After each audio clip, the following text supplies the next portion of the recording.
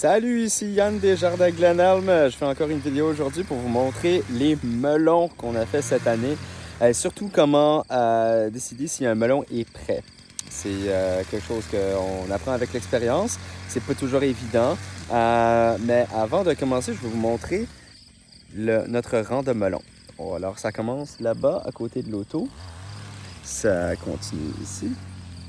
Et ça va pas tout à fait jusqu'à l'autre bout, mais jusqu'à ce qu'on voit les grandes courges commencer au bout.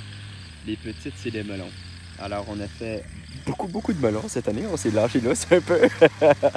C'est pas tous des melons d'eau. On a fait 4 variétés de cantaloupe aussi. Ben, d'autres melons à part le melon d'eau.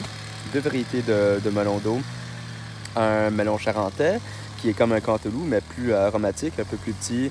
Un vrai cantaloupe, un cantaloupe ancestral, le melon d'Oka, qui est un croisement entre le fameux melon de Montréal, et un melon américain, mais le melon Oka, ça fait partie du patrimoine québécois aussi. Alors on se lance là-dedans cette année. À date, on a trouvé que c'est un excellent melon. On fait aussi un melon canari pour la première fois cette année. Ils sont vraiment délicieux. Et qu'est-ce qu'on a d'autre? Ah ouais, on a un melon cantaloupe, mais style toscan. Alors, on fait beaucoup de melons. On va vous régaler cette année avec tous les melons au marché et dans les paniers, inquiétez-vous pas. Alors ici, je suis devant les melons d'eau. Je vais vous montrer un bel exemple de comment juger de la maturité de celle-ci. Donc, vous voyez, on a beaucoup de melons ici. Ils sont faits pour être petits. On n'aime pas trop les grands melons parce qu'ils sont jamais aussi sucrés. Puis souvent, il y a de la perte. Les gens finissent pas par les manger au complet. Alors ici, on a un melon d'eau. Il est beau, mais est-ce qu'il est prêt?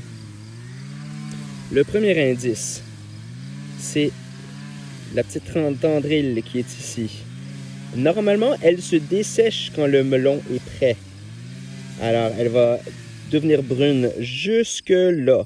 Souvent aussi, la feuille va être complètement desséchée. Celle-là est encore correcte.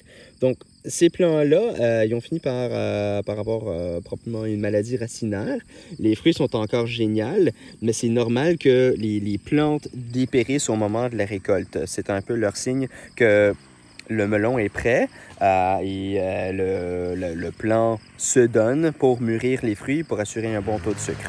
Alors nous, on fait cet exercice de suivre les indices pour savoir si le melon est vraiment à son stade optimal pour la récolte. C'est quelque chose que les grands industriels ne font pas. Ils ont des acres de melons. Ils attendent qu'il y en ait quelques-uns qui sont prêts, puis ils récoltent la gang. Alors peut-être que vous allez avoir un bon, peut-être qu'il sera beaucoup moins bon. En règle générale, il est moins bon parce qu'ils veulent aussi qu'il se transporte comme il faut. Donc, le deuxième indice, si le melon est prêt, c'est s'il y a une tache jaune en dessous.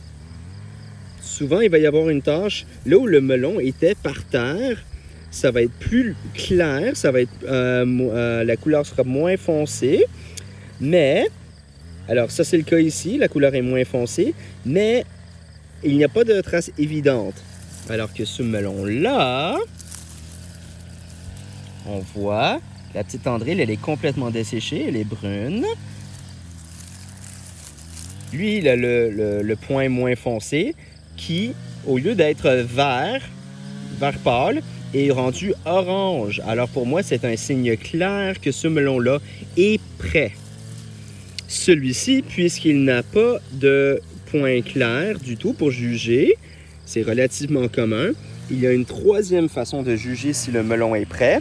C'est le pink plank plunk, belle technique, qui consiste à cogner dessus. Donc, je vous fais écouter.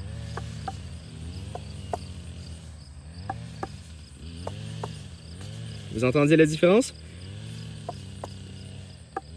Celui-là est un son beaucoup plus aigu. Ça veut dire que lui, il n'est pas prêt. De toute façon, on l'avait vu avec la tendrille. Mais parfois, la tendrille peut être complètement desséchée, puis le melon, il n'est pas prêt. Il n'est toujours pas prêt.